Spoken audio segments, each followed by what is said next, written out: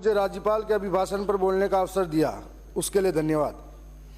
मैंने ये पूरी आपकी डायरी पढ़ी थी।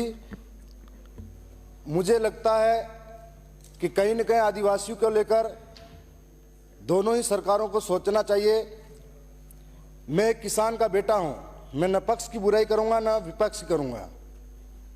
शायद मैं यहां खड़ा हूं, मेरे पिता अभी भी खेत में होंगे। आज दक्षिणी राजस्थान के आदिवासियों की हालत क्या है, उस पर चर्चा होनी चाहिए। जहां के किसान जो अन्न उगा के मेहनत के पसीने से अन्न उगाकर पूरे देश का पेट भरते हैं, वही किसान खाद बीज के लिए 4-4 दिन तक लाइनों में लगते हैं और रोते हैं, गिरते हैं, पड़ते हैं। उन किसानों के साथ में खाद बीज के लिए सबसे बड़ा कालाबाजारी होती है। उसके लिए कभी कोई आगे चलकर ये आवाज नहीं उठाते। साथ ही अभी बिजली आंख मिचौली का खेल खेल रही है। मोटर चालू करके किसान खेत के अंतिम छोर पर जाता है और मोटर बंद हो जाती है, बिजली चली जाती है, कभी आती है कभी जाती है और कोई निश्चित समय नहीं है। उसके लिए लोड सेटिंग के नाम पर जो बिजली कटौती की जा रही है, उसका ना तो प्रचारण वाले अधिकारी और ना ही वितरण वाले अधिकारी संतोषप्रद जवाब दे पाते हैं। जो साथ ही मैं आपके सामने बताना चाहूंगा कि हर बार हमारे दक्षिणी राजस्थान के अंदर किसान खाद बीज को जो फसल है उसको उगाते बड़ी मेहनत से, जब बेचने का समय आता है तो वो मंडियां नहीं होने की वजह से या फिर फुटकर व्यापारियों के द्वारा खरीदारी होती है, जिसके माध्यम से किसान यहां पर 27 रुपये 28 रुपये मंडी का भाव होता है, लेकिन उसी किसान को 18-12 रुपये में अनाज लिया जाता है। वो अपने आप को ठगा हुआ महसूस करके घर तक पहुंचता है। मैं दूसरी और बात कहना चाहूंगा कि ये जो पूरे 5 साल के अंदर पेपर लीक और पेपर रद्द, ये शब्द सबसे ज्यादा अगर किसी को दर्द हुआ होगा, मेरे जैसे नौजवान ने झेला होगा, दक्षिणी राजस्थान के नौजवान ने झेला होगा।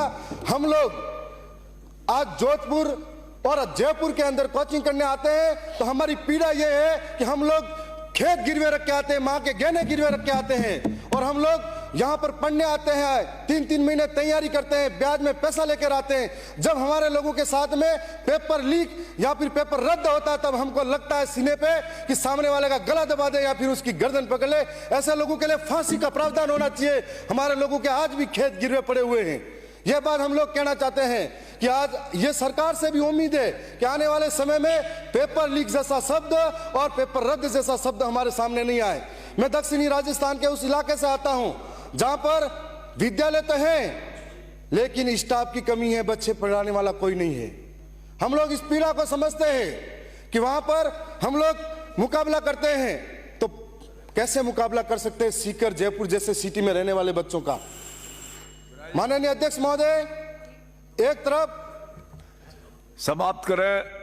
माननीय अध्यक्ष महोदय, मैं पहली बार बोलने खड़ा हुआ, थोड़ा आपका संरक्षण चाहूंगा। उतना ही उनकी पार्टी की व्यवस्था है, आप विराजे। माननीय अध्यक्ष महोदय, हमारे वहां पर विद्यालयों की ऐसी हालत है कि एक तरफ वहां पर कॉलेजें खुली हुई है तो 70-80 सीटें हैं और हर साल 8 से 10 हजार 12वीं पास कर से विद्यार्थी जाते हैं। उनके लिए कोई कॉलेज की व्यवस्था नहीं है। स्कूलों के अंदर 80% व्याख्याता के पद खाली पड़े हुए हैं और इस बार सरकार से ये चाहूंगा कि बेग लोग भर्ती के माध्यम से या जिसने BA BEd MA कर रखी है उनको यहाँ पर लगाए ताकि बच्चे पढ़ सके, नौजवान पढ़ सके और आदिवासी इलाकों में ये उनको फायदा मिल सके। साथ ही एक बात और कहना चाहूंगा कि स्कूल के अंदर दूध वितरण किया जाता है, उस दूध वितरण जो पाउडर का होता है उसकी जगह पे फल फ्रूट वितरण किया जाए ताकि बच्चे खाकर हष्ट-पुष्ट हो सके। और आप सबने मुझे टाइम दिया, मैं उसके लिए आपका धन्यवाद करता हूं। मैं एक और पीड़ा है जो पूरे राजस्थान के नौजवानों की है कि भर्ती के अंदर 40% का जो क्राइटेरिया लगा रखा है। मैं भी BA BEd और MA करके अभी यहां तक पहुंचा हूं। 40% लगा रखा है। हमारे दक्षिणी राजस्थान के अंदर मूलभूत सुविधाओं का अभाव है, उसके बाद हम कंपटीशन करते हैं, कई बार रह जाते हैं।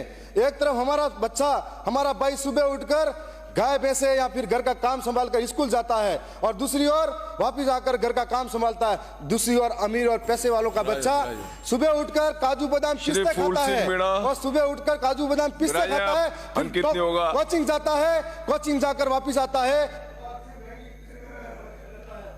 उससे मुकाबला नहीं होगा। धन्यवाद।